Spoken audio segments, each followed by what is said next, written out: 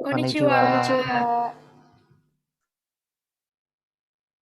Selamat siang Bu Firti dan juga Sensei Silvi, kami dari Kompak 4. Dan pada hari ini kami akan presentasikan proyek tip Jepang kami dengan tema Cyber Espionage. Pertama-tama kami akan perkenalkan diri kami terlebih dahulu. Hajime Mashite, Watashi wa Rahel desu. Jugo Sai desu. Indonesia no Chibubur karakimashita. Dozo yoroshiku onegai shimasu. Hajime Mashite. Watashi wa Faithful desu. Jugo Sai desu. Indonesia no Chibubur kara kimashita. Dozo yoroshiku onegai shimasu. Konnichiwa, Hajime Mashite. Watashi wa Gloria desu. Jugo Sai desu. Watashi wa Indonesia no Depok karakimashita. Dozo yoroshiku onegai shimasu. Konnichiwa, Hajime Mashite. Watashi wa Alvin desu. Juyon Sai desu. Indonesia no Jakarta karakimashita. Dozo yoroshiku onegai shimasu. Sekarang mari kita masuk pada pembahasannya. Pertama-tama, apakah pengertian dari cyber espionage?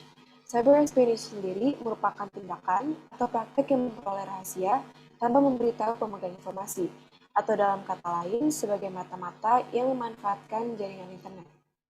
Cyber espionage juga biasanya terjadi antara individu, pesaing, kelompok, pemerintah, dan lain-lain.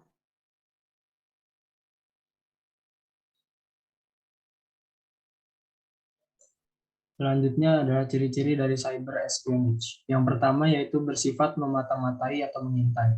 Yang kedua, biasanya memata-matai pihak besar seperti pemerintah, perusahaan, dan lain-lain. Yang ketiga, biasanya menggunakan spyware agar dapat mengontrol komputer korban dengan mudah.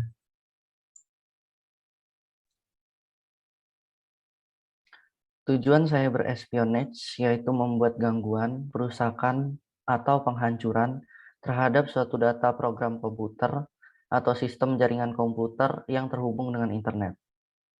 Yang kedua, mengambil atau mencuri dokumen ataupun data-data penting yang tersimpan dalam suatu sistem yang computerized. Dampak dari cyber espionage yaitu hilangnya data sensitif dan jutaan file yang berhubungan dengan kebijakan dalam negeri ataupun luar negeri. Yang kedua adalah kerusakan infrastruktur fisik yang menimbulkan korban jiwa. Yang ketiga, kerugian keuangan. Selanjutnya kita akan masuk ke 3 contoh kasus cyber espionage.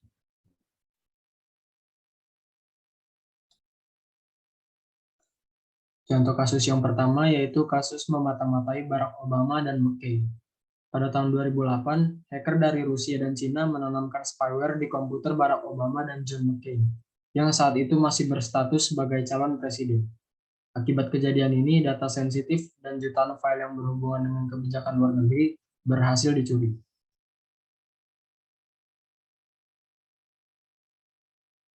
Contoh kasus yang kedua yaitu kasus Snapdragon.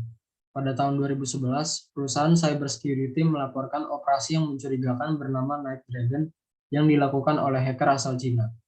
Aksi ini menyerang bisnis-bisnis di Amerika dan Eropa. Kasus ini bertujuan untuk mengakses peta topografi cadangan minyak terbesar. Namun untungnya hacker dapat dengan mudah dilumpuhkan. Kasus yang ketiga yaitu kasus Moonlight Maze. Kasus ini terjadi pada tahun 1999 saat pemerintah Amerika melakukan penyelidikan atas pembobolan data rahasia NASA, Pentagon, dan badan pemerintahan lainnya. Akibat kejadian ini, ribuan dokumen dicuri dengan menanamkan virus malware. Setelah membaca kasus-kasusnya, sekarang kita masuk pada 3 cara pencegahannya. Ada cara pencegahannya, ada metode mengatasinya, dan juga cara mengatasi sistem notisnya.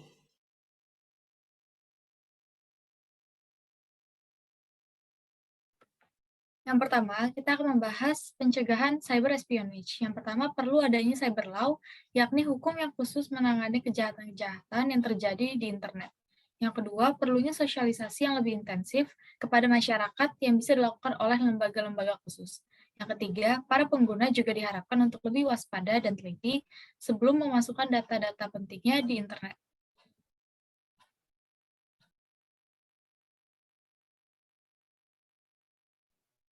Selanjutnya, metode mengatasinya. Yang pertama, kita harus tahu mana aset perlu dilindungi dan risiko operasional terkait masing-masing. Lalu bermitra dengan pakar keamanan informasi untuk sepenuhnya memahami ancaman. Perbaiki atau mengurangi kerentanan dengan strategi pertahanan mendalam, serta memahami lawan berkembang taktik, teknik, dan prosedur yang memungkinkan.